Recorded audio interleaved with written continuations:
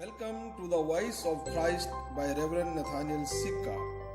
आप सभी का वॉइस ऑफ क्राइस्ट चैनल पर स्वागत। प्लीज सब्सक्राइब करें, लाइक करें, कमेंट करें और शेयर करें ताकि मुझे पता हो कि आप मुझे सुन रहे हैं। Thank you. यीशु मसीह के नाम में आप सभी को जय मसीह की।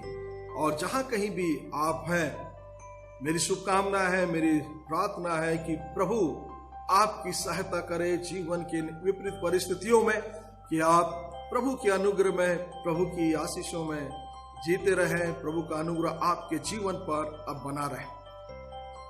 और जब हम प्रेरितों के काम उसके पहले अध्याय के 9 से लेकर 11 पद में पढ़ते हैं, तो इस आयत में हम इस बात को पढ़ते हैं कि प्रभु यीशु मसीह 40 दिनों के बाद, जी उठने के बाद 40 दिनों तक इस संसार में रहे, और 40 दिनों के बाद परमेश्वर के वचन में लिखा है वो स्वर्ग में उठा लिए गए। 11 पद में लिखा हुआ है, प्रेरितों के काम पहला अध्याय उसके 11 पद में लिखा हुआ है, और कहने लगे फरिश्ते, हे गलील पुरुषों, तुम खड़े खड़े आकाश की ओर क्या देख रहे हो? यही यीशु जो तुम्हारे पास से स्वर्ग पर उठा लिया गया है, वैसे ही फिर आएगा जैसे तुमने उसे स्वर्ग में जाते देखा है। पुनरुत्थान के 40 दिन के बाद में पवित्र शास्त्र के अंदर में लिखा है प्रभु यीशु मसीह स्वर्ग में उठा लिया गया। और जो फरिश्ते हैं वो इस बात की गवाही चेलों के मध्य में रख रहे हैं कि यीशु मसीह जो है वो स्वर्ग में उठा लिया गया है, वो स्वर्ग जा रहा है। प्यारे मित्रों, पवित्र शास्त्र के अंदर में जब हम उत्पत्ति की किताब उसके पहले अध्याय के पहली आयत से जब हम आगे बढ़ते हैं, तो संसार की रचना के विषय में पवित्र शास्त्र के अंदर में हम पढ़ते हैं कि कैसे प्रभु ने संसार को क्रमबद्ध रूप से बनाया, कैसे संसार के हर एक चीजों को प्रभु ने क्रमबद्ध रूप से निर्मित किया, और कैसे एक एक चीजें इस संसार के अंदर में यीशु मसीह के कह देने, परमेश्वर के कह देने से अब बनती चली गई। लेकिन पवित्र शास्त्र में जब हम पढ़ते हैं तो परमेश्वर ने स्वर्ग को भी बनाया, लेकिन इस बात को देखते हैं कि स्वर्ग को परमेश्वर ने कब बनाया, स्वर्ग को परमेश्वर ने कैसे बनाया, इसका बयान हम परमेश्वर के वचन में नहीं पाते। ये परमेश्वर की ओर से एक रहस्य है मानवीय जीवन के लिए। प्रकाशित वाक्य के जब हम 10वें अध्याय के उसके 6वें पद को पढ़ते हैं, तो उसमें लिखा हुआ है कि पृथ्वी और उसकी सब वस्तुओं को, और समुद्र और उसकी सब वस्तुओं को, और स्वर्ग को भी यहोवा परमेश्वर ने रचा। लेकिन स्वर्ग को परमेश्वर ने कैसे बनाया, स्वर्ग को परमेश्वर ने किस रूप में बनाया, स्वर्ग को परमेश्वर ने कहां बनाया, इस बात का बयान हम परमेश्वर के वचन में नहीं पाते। इस बात का बयान परमेश्वर के वचन में हमें नहीं मिलता कि परमेश्वर ने स्वर्ग को कब बनाया।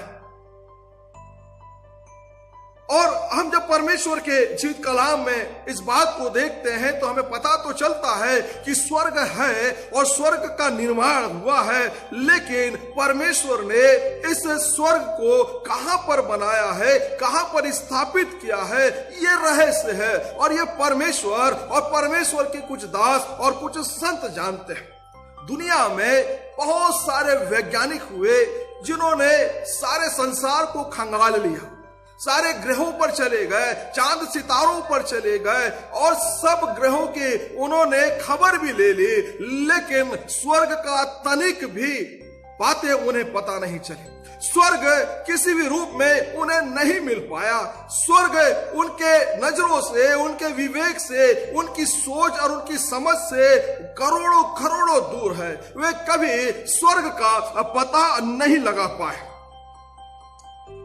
लेकिन परमेश्वर के वचन में लिखा है कि कुछ भक्त हैं, कुछ संत हैं जिन्होंने परमेश्वर के उस स्वर्ग को देखा, ताकि स्वर्ग की गवाही विश्वासियों के मध्य में, इस संसार के अंदर में वो रख सके।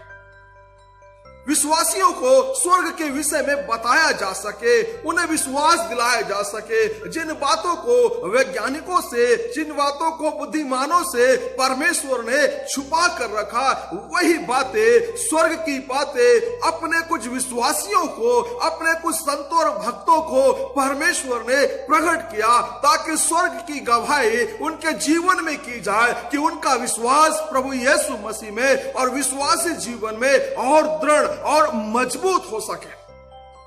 प्रभु के वचन में लिखा है, जब हम उत्पत्ति की किताब 28 अध्याय और 12 से 14 पद तक पढ़ते हैं, तो परमेश्वर का वचन कहता है कि जब याकूब अपने घर से निकलकर अपने मामा के घर की ओर जा रहा था, तो रास्ते पर विश्राम करने के लिए बेरशबा और हारून के बीच में वो रुक गया और थोड़ा विश्राम करना चाहता था, थोड़ा सोना चाहता था। प्रभु के वचन में लिखा है, जब वो सो रहा था या विश्राम कर रहा था, तो उसने स्वप्न में, उसने दर्शन में क्या देखा कि एक सीढ़ी है जिसकी एक छोर स्वर्ग में है और उसका दूसरा छोर पृथ्वी में है, और स्वर्गदूत आना जाना कर रहे हैं उस सीढ़ियों से। और प्रभु के वचन में लिखा है, और वो उसने क्या देखा? उसने देखा कि परमेश्वर ऊंचे सिंहासनों में विराजमान है। और जब जागा तो कहने लगा, ये सचमुच परमेश्वर का घर है, ये सचमुच वो स्वर्ग है जिसको मैंने अपने स्वप्न में, अपने दर्शनों में देखा है। प्यारे मित्रों, जब प्रेतों के काम उसके 7वें अध्याय और उसके 55 से 56 आयत को पढ़ते हैं, तो पवित्र शास्त्र के अंदर में लिखा है स्तिफनुस के विषय में, जिसने परमेश्वर के स्वर्ग को अपनी खुली आंखों से देखा। मैं आपके लिए पढ़ूंगा, इसमें लिखा है, परंतु उसने पवित्र आत्मा से परिपूर्ण होकर स्वर्ग की ओर एक टक देखा तथा परमेश्वर की महिमा की और यीशु को परमेश्वर के दाहिने वे खड़ा देखा। तब उसने कहा, देखो मैं स्वर्ग को खुला हुआ और परमेश्वर के पुत्र को परमेश्वर के दाहिनी ओर खड़ा देखता हूँ। ये पवित्र आत्मा के सामर्थ से परिपूर्ण होकर स्तिफनुस की गवाही है। और गवाही क्या देख रहा है कि देखो मैं स्वर्ग को खुला और प्रभु यीशु मसीह को परमेश्वर के दाहिनी ओर देख रहा हूँ। और ये किसी एकांतवास में नहीं है दर्शन, ये किसी अकेलेपन में नहीं है दर्शन, ये किसी रात्रि का दर्शन नहीं है, लेकिन ये एक लोगों के मध्य का दर्शन है, जहां पर बहुत सारे लोग खड़े हैं। वहां पर फरीसी भी है, वहां पर सदुकी भी है, और वहां पर महायाजक भी है, और वहां पर आम लोग भी है। और वचन में लिखा है, उन तमाम लोगों के सामने स्तिफनुस इस बात की साक्षी देता और कह रहा है कि मैं आकाश को खुला, स्वर्ग को खुला और परमेश्वर के दाहिनी ओर प्रभु यीशु मसीह को देख रहा हूं। जीवित साक्षी है लोगों के मध्य में, जो पवित्र आत्मा की सामर्थ से परिपूर्ण होकर वो परमेश्वर के स्वर्ग को अपने खुले आंखों से देख रहा है।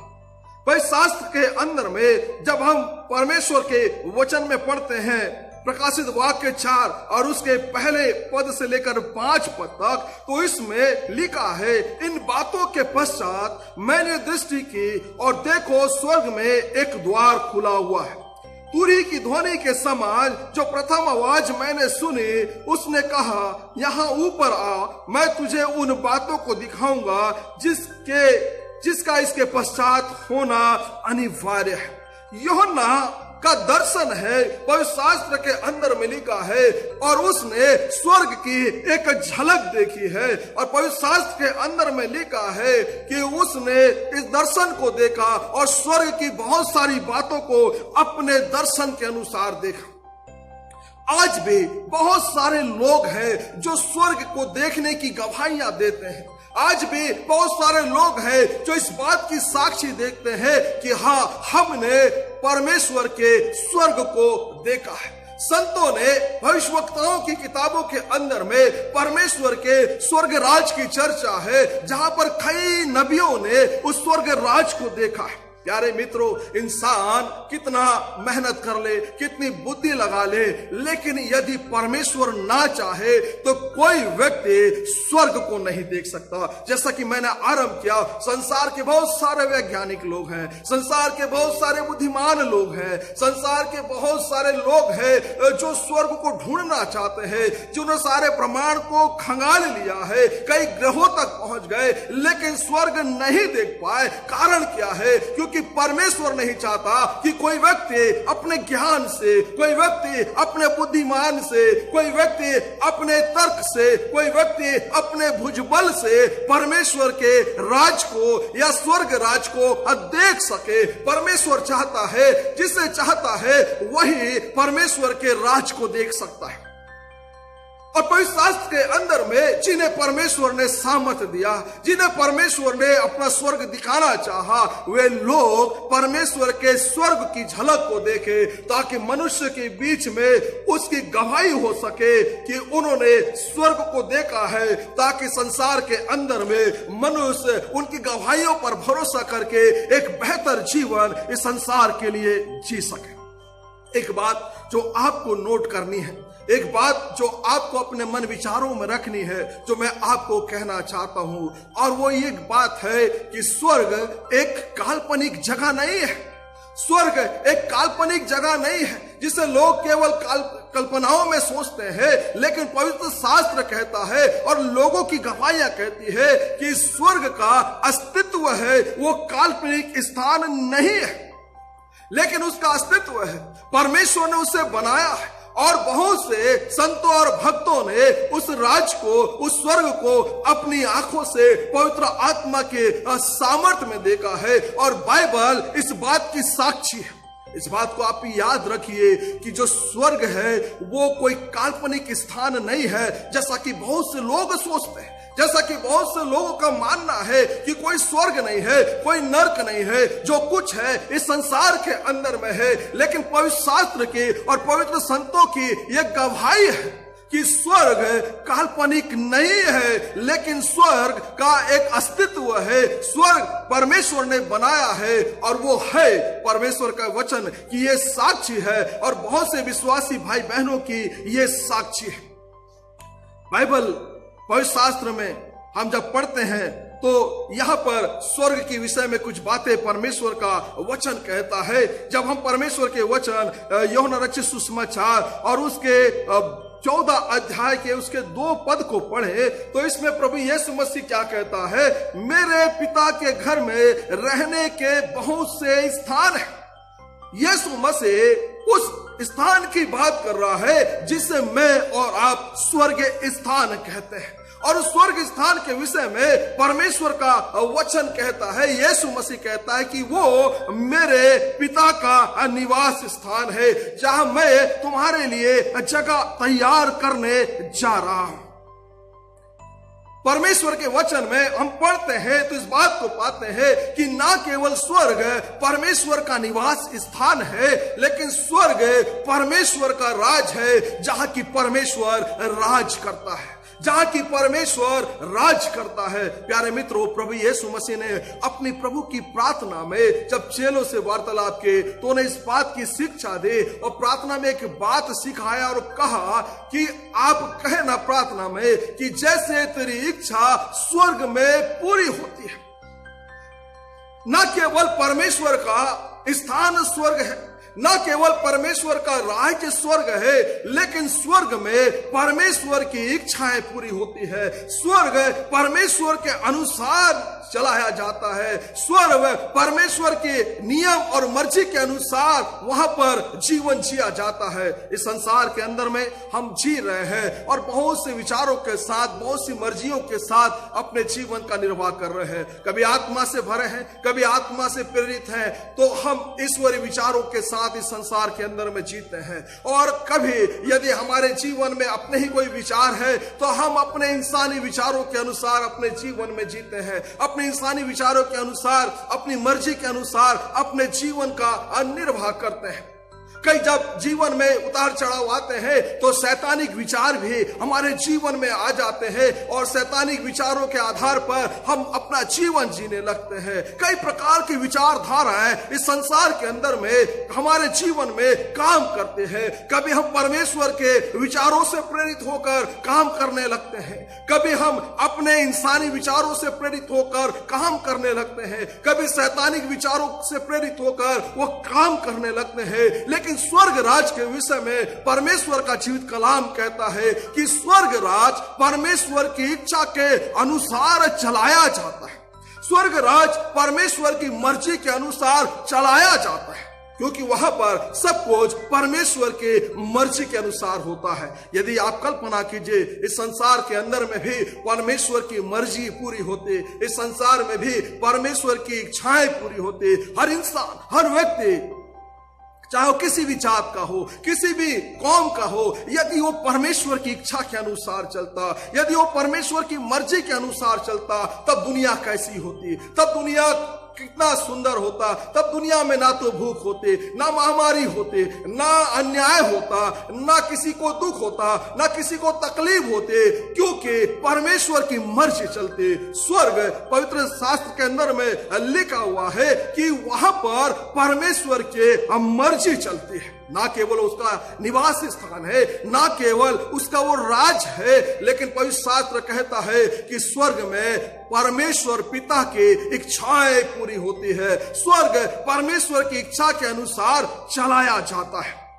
भजन संहिता जब हम 20 अध्याय और उसके 6वें पद को दूसरा भाग पढ़े तो इसमें लिखा हुआ है, अब मैं जानता हूं कि यहोवा अपने अभिषिक्त का उद्धार करेगा और अपने दाहिने हाथ के उद्धार करने वाले सामर्थ के द्वारा अपने पवित्र स्वर्ग से उसकी प्रार्थनाओं का उत्तर देगा। दाऊद कहता है कि जो परमेश्वर का स्वर्ग है वो पवित्र स्थान है। दाऊद कहता है कि जो परमेश्वर जिस स्थान में वास कर रहा है, वो जो स्वर्ग है वो पवित्र स्थान है। इसलिए प्यारे मित्रों, एक बात हमें सीखनी है और वो ये है कि क्योंकि परमेश्वर का स्वर्ग एक पवित्र स्थान है, इसलिए कोई अपवित्र व्यक्ति उस राज्य में, उस स्वर्ग में प्रवेश नहीं कर सकता। कोई भी व्यक्ति अपनी अपवित्रता में उस स्थान में प्रवेश नहीं कर सकता और इसलिए खुदावन यीशु मसीह को इस संसार में आने की आवश्यकता पड़े ताकि वो अपने पवित्र बलिदान से, अपने पवित्र लहू से लोगों को धोकर पवित्र कर सके, ताकि वो परमेश्वर के स्वर्ग में प्रवेश कर सके। कोई अपवित्र व्यक्ति परमेश्वर के राज में यदि दाखिल हो सकता तो यीशु मसीह के बलिदान के लिए जरूरी नहीं था, लेकिन क्योंकि कोई व्यक्ति अपनी अपवित्रता में परमेश्वर के पवित्र स्वर्ग में प्रवेश नहीं कर सकता है, यीशु मसीह को इस संसार में आकर अपने आप को पवित्र बलिदान देकर लोगों को पवित्र करना पड़ा ताकि लोग उस स्वर्ग के लायक हो सके।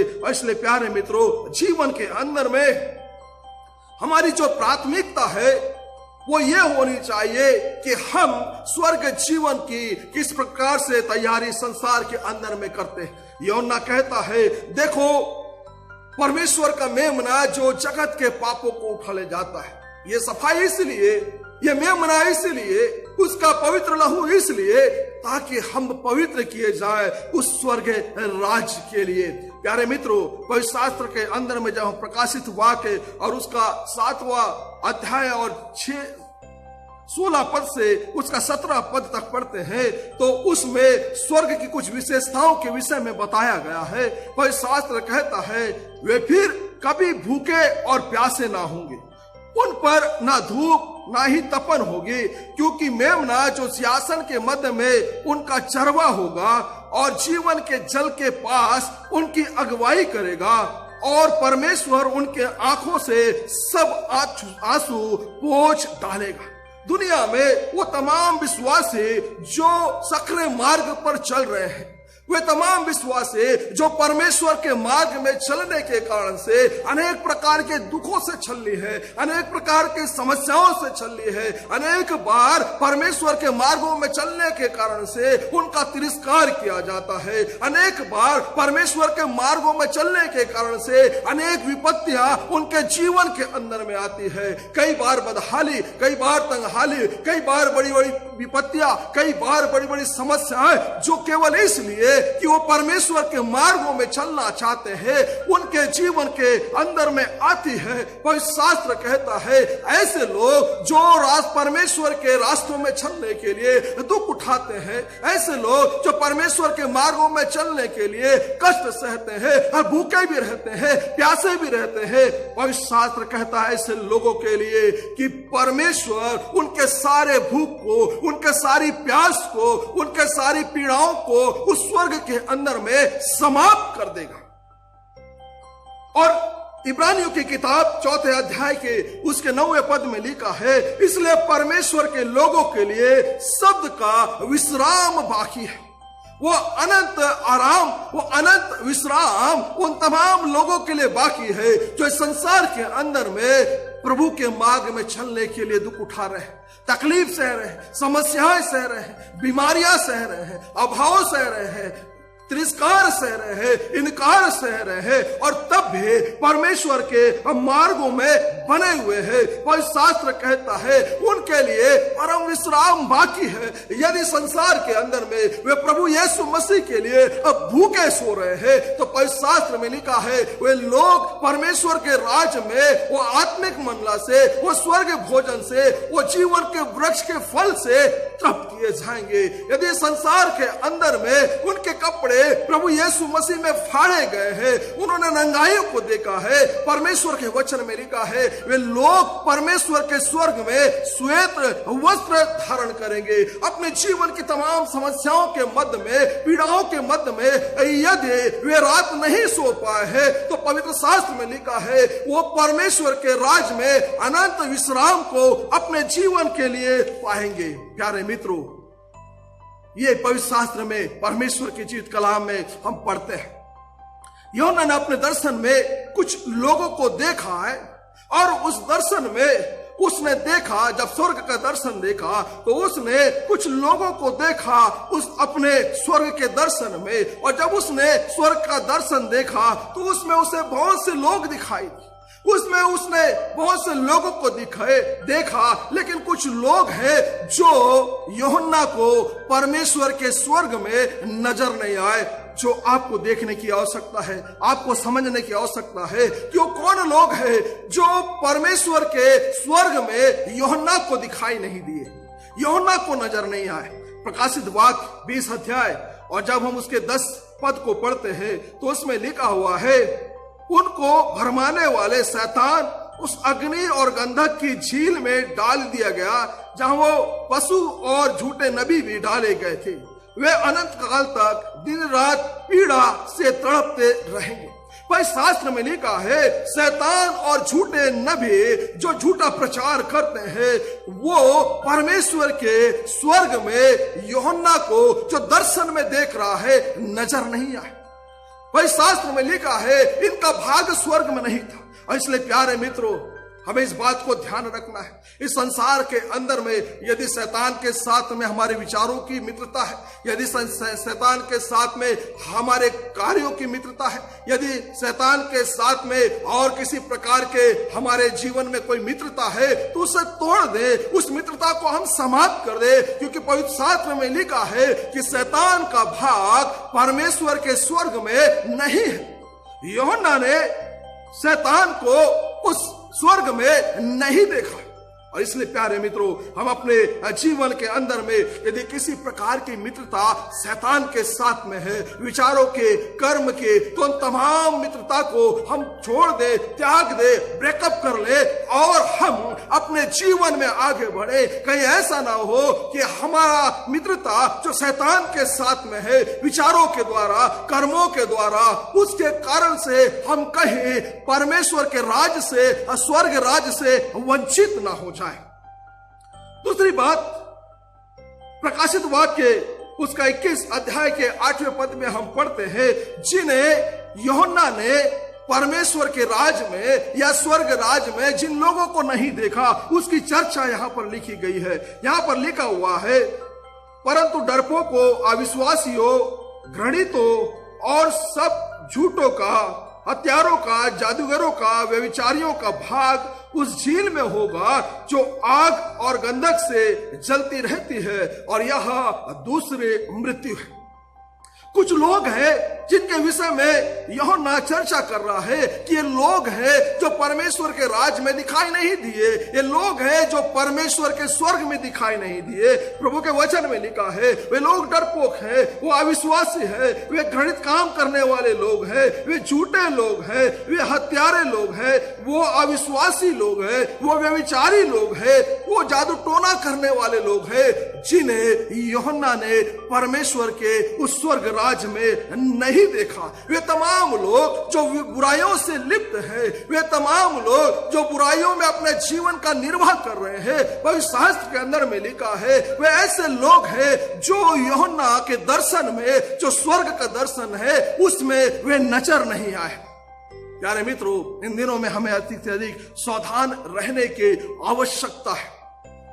अंत के दिनों की भविष्यवाणियां पवित्र शास्त्र के अंदर में की गई है कि संसार का अंत होना है। अंत के विषय में भविष्यवाणियां वैज्ञानिकों के द्वारा भी की गई है कि संसार का विनाश तय है।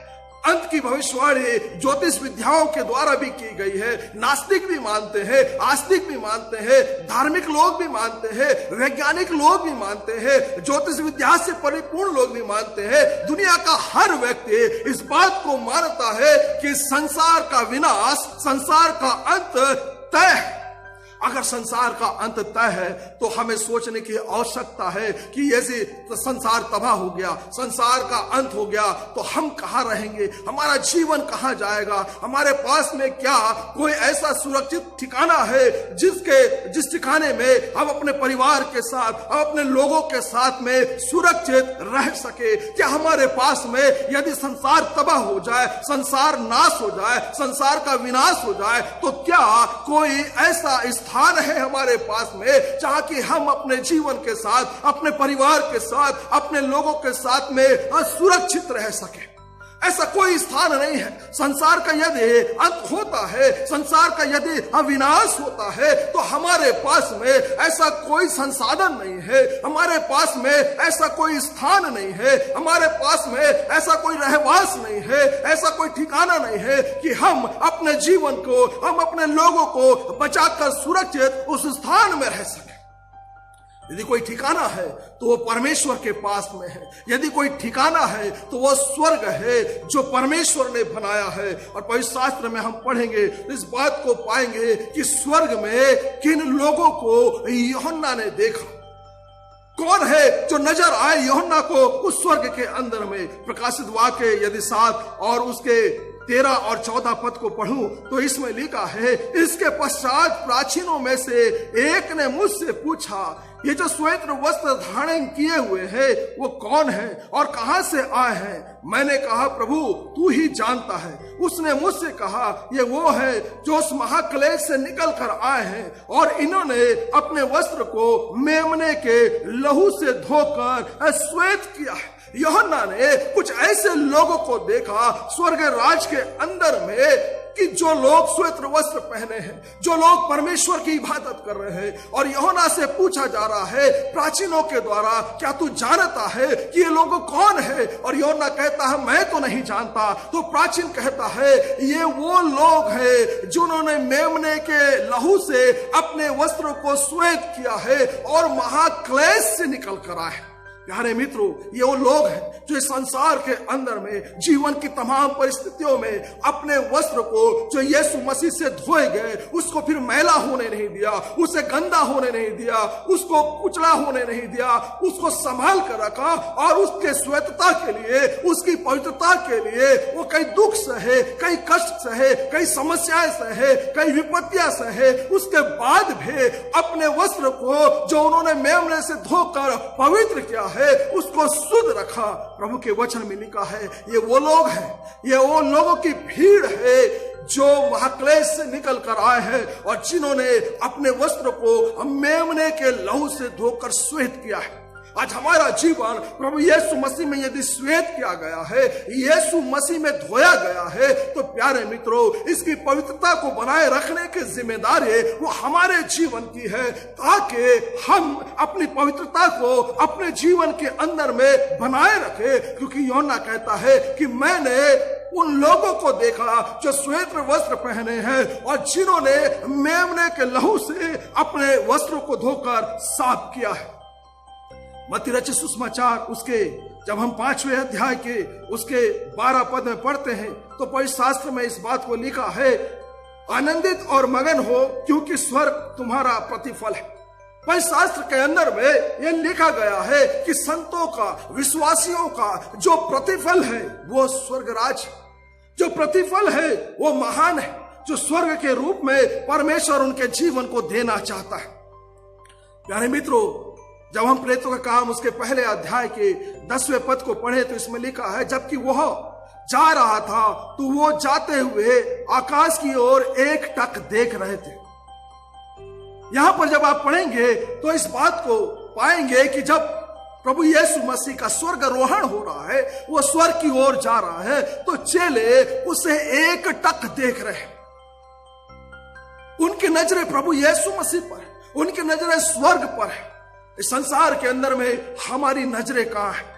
उनकी नजरें स्वर्ग की ओर है और फिर वो नजरें कभी इधर उधर नहीं हुए। वे संपूर्ण जीवन चेलों ने अपने नजर को स्वर्ग की ओर बनाकर रखा।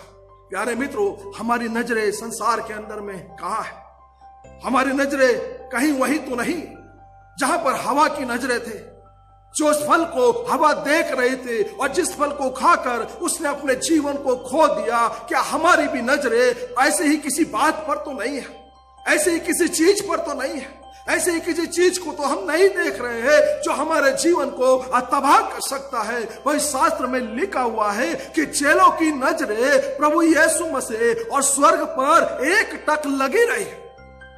हमारी नजरें भी उस ओर हो, हमारी नजरें भी प्रभु यीशु मसीह की ओर हो, हमारी नजरें भी उस स्वर्ग जीवन की ओर हो जिसके विषय में स्वर्गदूत कहते हैं। जब हम 10वां और उसके पहला अध्याय प्रेरितों के काम और उसके 10वें पद को पढ़ते हैं तो इसमें लिखा है, फरिश्तियों ने क्या कहा, यीशु जो तुम्हारे पास से स्वर्ग पर उठा लिया गया है वो वैसे ही फिर आएगा जैसे तुमने स्वर्ग में जाते हुए देखा था। फरिश्तियों ने क्या कहा है चेलों से?